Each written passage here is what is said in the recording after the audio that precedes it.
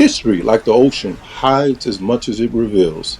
Beneath the waves of accepted narratives lie forgotten voyages, journeys that challenge who we believe were the true discoverers of the world. Long before Columbus set sail in 1492, there may have been other travelers, guided not by imperial ambition, but by curiosity, spirit, and skill, the sailors of Africa. But before I begin, please remember to like, share, subscribe, and hit that bell. Hi, you're in class with Dr. T. When I was a student at City College of New York, I had the privilege of taking two classes with Dr. Gabriel Haslit Vieira, an incisive scholar of Latin American and Caribbean history. Haslit Vieira was a gifted teacher, sharp, demanding, and deeply committed to separating myth from method. His work, particularly his critique of Ivan van Sertima's They Came Before Columbus, a volume published in 1976, taught me the value of historical rigor. Haslit Vieira argued persuasively that Ivan van Sertima's evidence for an African presence in the Americas before Columbus, especially the idea that West Africans influenced the ancient Olmec civilization, was inconclusive. He emphasized that correlation is not causation, that the Olmec heads, often cited as African, predate the Mali Empire by over 1,000 years, and that resemblance does not equal contact. His methodological causation remains an essential part of responsible scholarship. In They Came Before Columbus, Van Sertima recounts one of the most striking stories of pre-Columbia exploration, the voyage of Abu Bakr II, Emperor of Mali, in the early 14th century. According to the Arab historian al-Umari, writing in the 1340s, Abu Bakr became obsessed with the western horizon. He sent out a fleet of 200 ships to explore the limits of the Atlantic. Only one ship returned, reporting a powerful current that pulled the others into the open sea.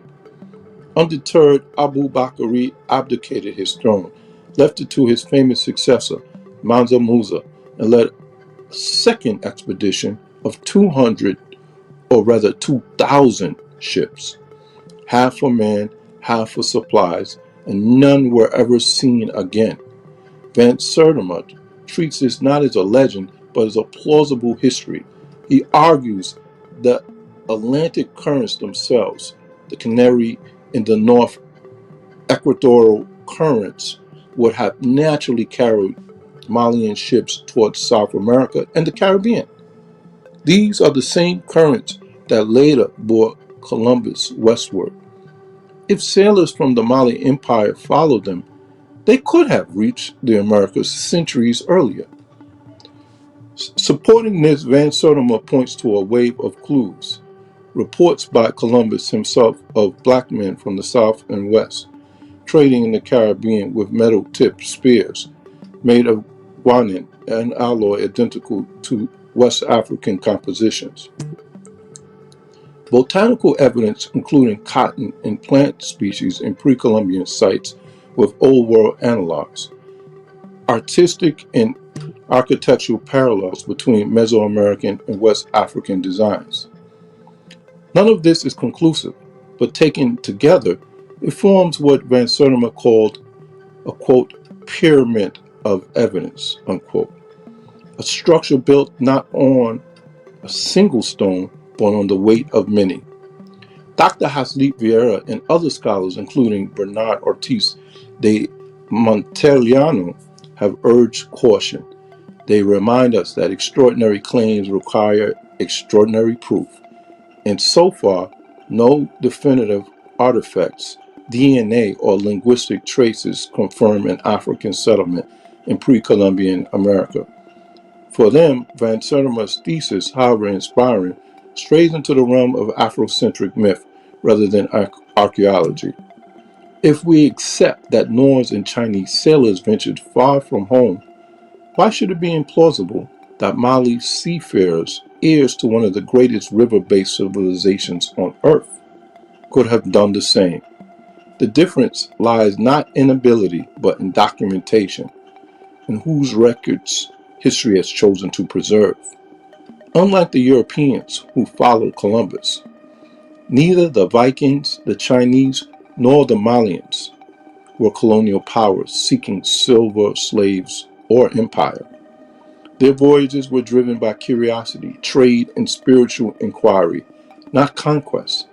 The Norse reached Vinland around the year 1000, establishing short-lived settlements in what is now Newfoundland, Canada, while Chinese fleets under Zheng He explored as far as East Africa and many parts of Asia, charting seas with remarkable precision. The Chinese withdrew their fleets after Zheng He's death. Mali turned inward after Abu Bakri's disappearance. These were civilizations of wealth and knowledge, not colonization, peoples who sought understanding rather than dominion. In the end, whether Africans physically reached the Americas before Columbus may remain an open question, but the larger truth is clear. Africa was never isolated from the world.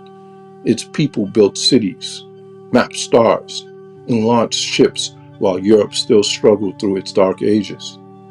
Van Sertima's work, though imperfect, reminds us to see Africans as actors in global history, not mere victims of it. Hasleep Vieira, for his part, ensures that we approach this history with discipline and evidence, not wishful thinking. Together, they represent the tension at the heart of historical inquiry, the balance between imagination and proof. If history is an ocean, Van Sertima charted its mythic depths, while Hasleep Vieira anchored us to its measurable shores. And perhaps somewhere between the two, the truth still drifts, waiting for us to rediscover it. Thank you. And please don't forget to subscribe, to like, to share, and smash that bell.